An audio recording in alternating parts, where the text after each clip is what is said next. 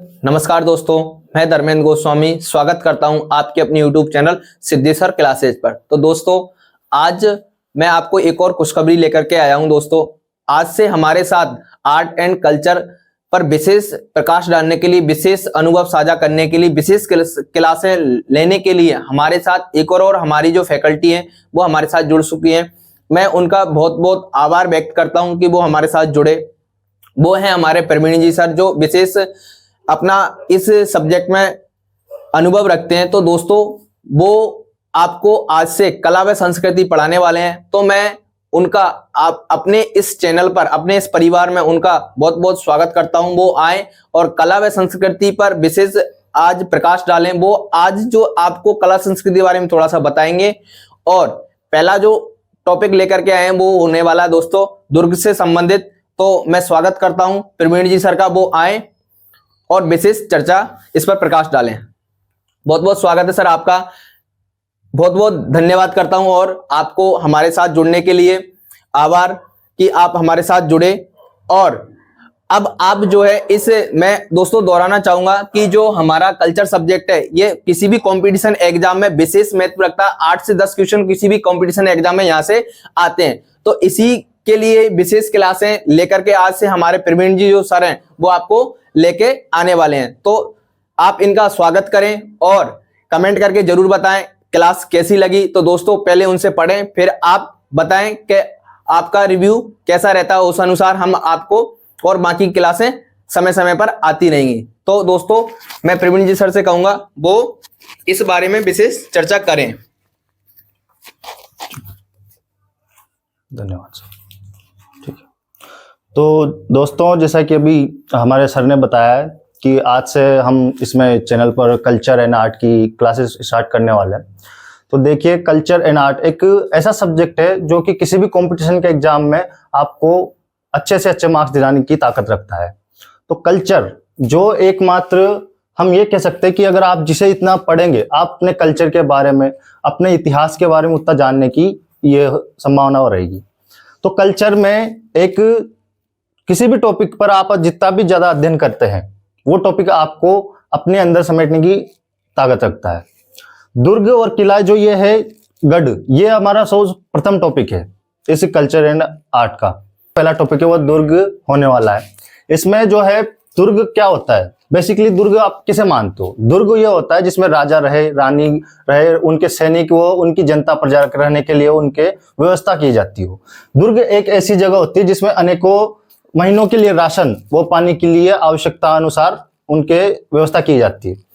दुर्ग में आप जब कभी गए हो, दुर्ग में कभी दुर्ग घूमने गए हो या कहीं किले पे आपके आसपास कहीं देखा हो आपने, तो जितने भी आप जगहों पे गए हो सब जगह पे आपने पानी के स्रोत वहां उपलब्ध पाए गए होंगे। आपने देखा होगा कि किसी भी किले में, जैसे अभी मैं उदाहरण लेता हूँ एक चित्तौड़गढ़ का किला, आप कभी गए हो, नहीं गए हो तो जाना, घूम के आना, कभी उसका करना भ्रमण और देखिए उसमें एक झील या पानी का स्रोत मौजूद है। सब किलों में होता है और ये बेसिकली एक नॉर्मल नीड होती है सबकी, क्योंकि अगर दुर्ग है तो उसमें व्यक्ति भी रहेंगे, सब रहने के लिए व्यवस्था भी की जाएगी, तो उसके लिए पानी की व्यवस्था होती है। इसमें मुख्यतः इनकी विशेषताएं मुख्य होती है, एक तो महल होता है जिसमें रहने के लिए उन राजा और उनके जो है सेवक, उनके लिए रहने के लिए व्यवस्था की जाती है।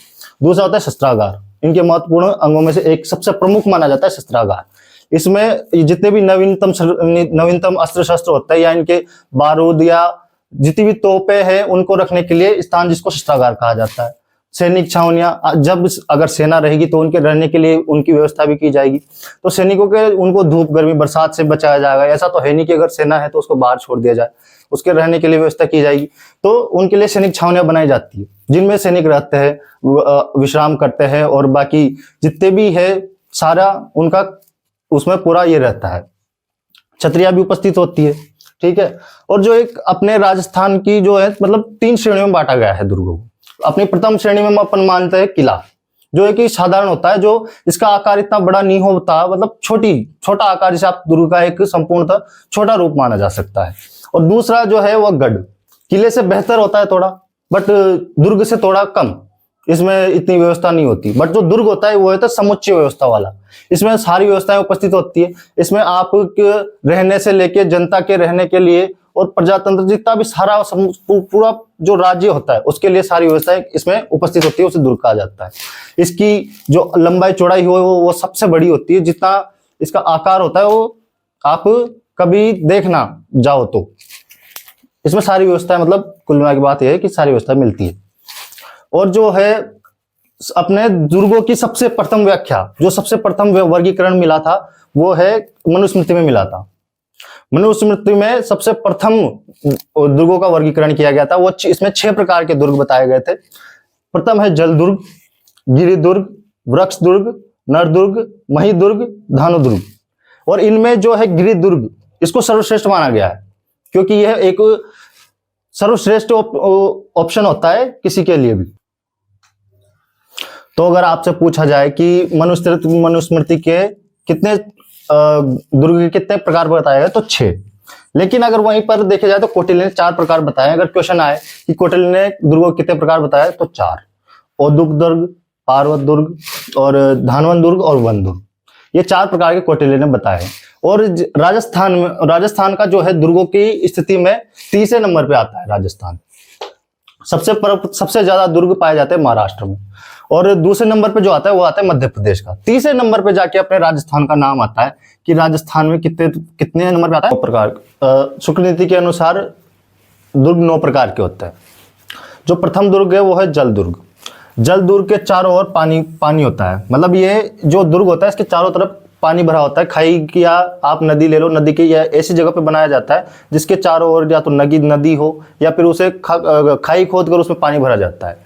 तो ये हो गया अपने जल दुर्ग। दुर्ग का उदाहरण है गागरोन का किला, झालावाड़ में स्थित है, ठीक है। और भैंसुरगढ़ का जो कि चित्तौड़गढ़ में स्थित है, ठीक है। और इसका दूसरा है जो है गिरि दुर्ग, जो कि पहाड़ पर बना होता है। और इसका जो एग्जाम्पल है वो झालोर, सिवाना, तारागढ़, जो कि बूंदी में स्थित है। इसका तीसरा पे अपन देखें तो वन दुर्ग, जो कि वनों से घिरा हुआ होता है। इसको जैसे कोई दुर्ग बना हुआ है, उसके चारों तरफ वन ही वन होते हैं, उसके मध्य में जाके ये दुर्ग बनाया जाता है ताकि किसी आक्रमणकारियों से इसको अचानक आक्रमण ना किया जा सके। दूसरा एरन दुर्ग, ये दुर्ग होता है जो गिरी और वन दुर्ग दोनों का मिश्रण माना जाता है, जो कि पहाड़ पर भी होगा और वनों से भी घिरा हुआ होगा, जो कि ऊंचाई पर भी स्थित होगा और वनों से भी चारों तरफ से इसके चारों तरफ वन भी होंगे। इसका जो है पारिक दुर्ग, ये चारों ओर से इसके चारों ओर खाई होगी, मतलब गहरी गहरी खाइयां होती है जिनमें कांटे, पत्थर, नुकीले कांटे होते हैं ताकि अगर कोई आक्रमणकारी आक्रमण करे तो वो अचानक से आक्रमण ना कर सके। और जो है सिवाना एरन दुर्ग, ये वन प्लस पर्वत दोनों का कॉम्बिनेशन होता है, यानी कि ये वन भी इसके चारों तरफ वन भी होगा और ये पहाड़ पर भी बना होगा। इसका एक एग्जांपल माना जा सकता है, जैसे कि रणथंभौर को ले लीजिए। ये दुर्ग क्या है, पहाड़ी पर बना हुआ है और इसके चारों तरफ घने वन है ताकि आक्रमणकारी अचानक से आक्रमण ना कर सके। परिधि दुर्ग, इसके चारों ओर एक दीवार बनाई जाती है। ये मतलब परिधि एक तरह से परिधि मान लीजिए, जो कि एक बाउंड्री की तरह कार्य करती है ताकि आक्रमणकारी अचानक से अंदर ना घुस सके। इसका एग्जाम्पल है जैसे कि लोहागढ़।